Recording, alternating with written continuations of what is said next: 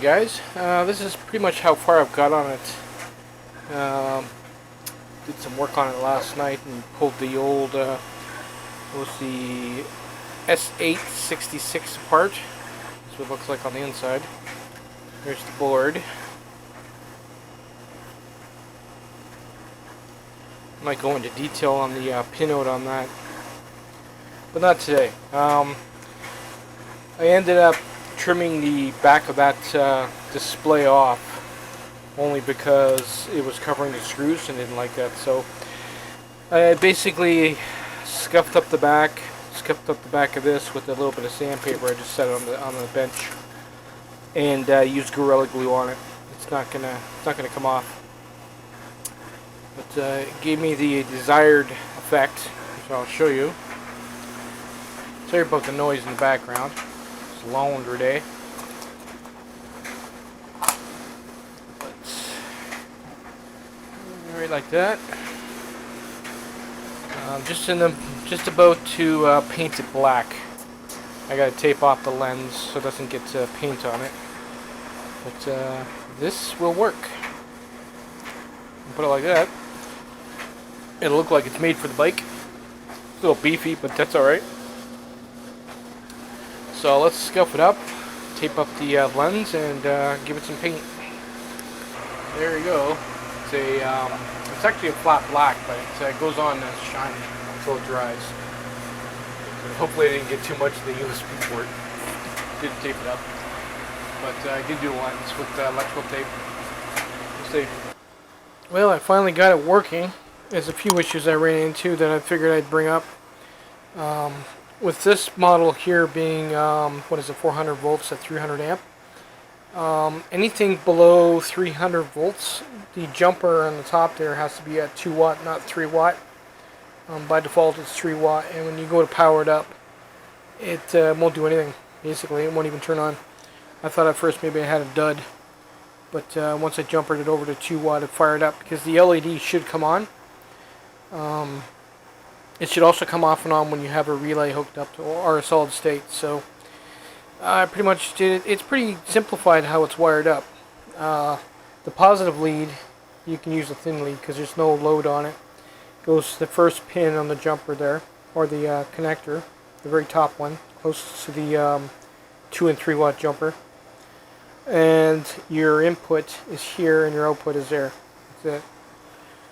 So I basically got that's coming off the battery and that's going to the controller, and it does work. I originally plugged the thermal coupler in there thinking that maybe that's the reason it was firing up, but it is working now.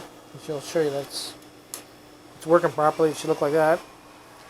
And the other thing I ran into is the channel on the wireless meter. What you're going to do is you're going to go down to the very bottom where it says ADR, and you can change the channel. This one runs by default at 15. So if you can see here, it is working.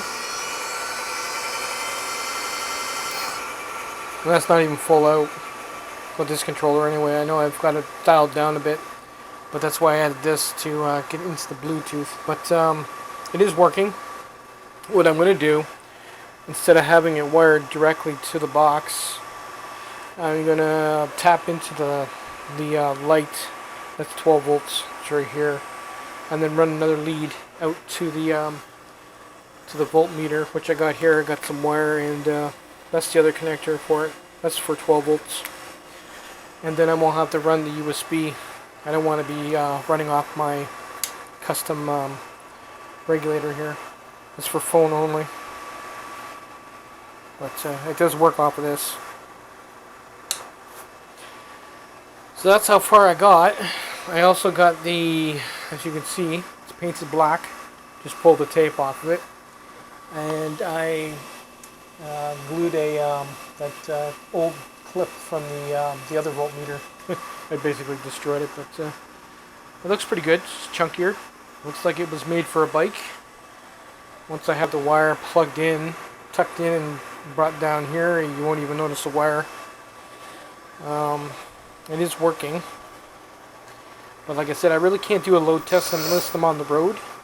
So I'm still learning how to set it up. So far I got 3 wires that are going to have to go in the box. These 2 and that one.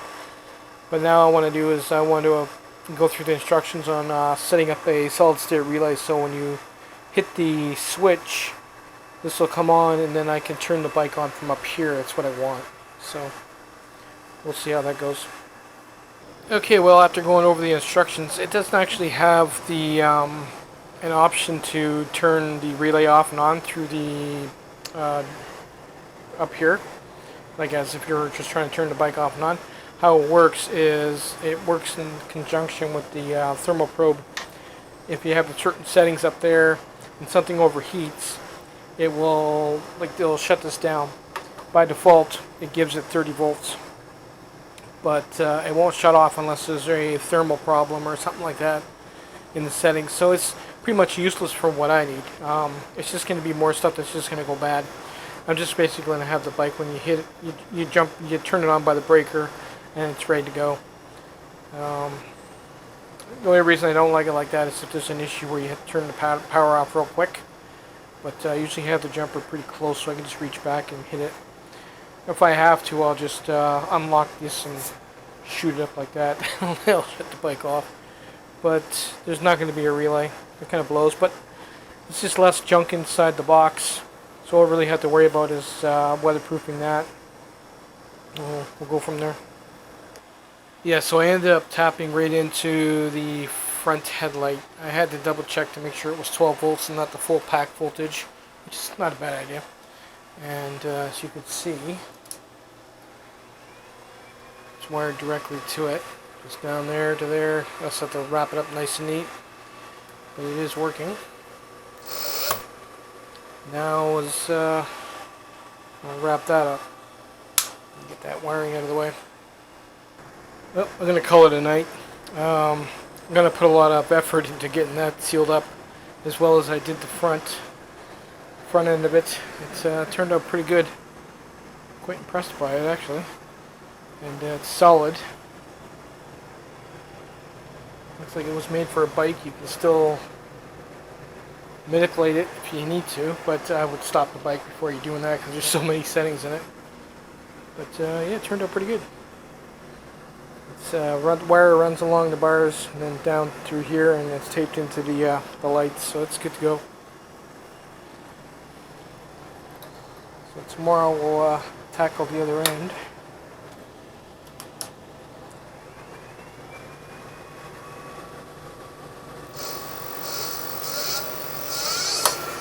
Later, guys.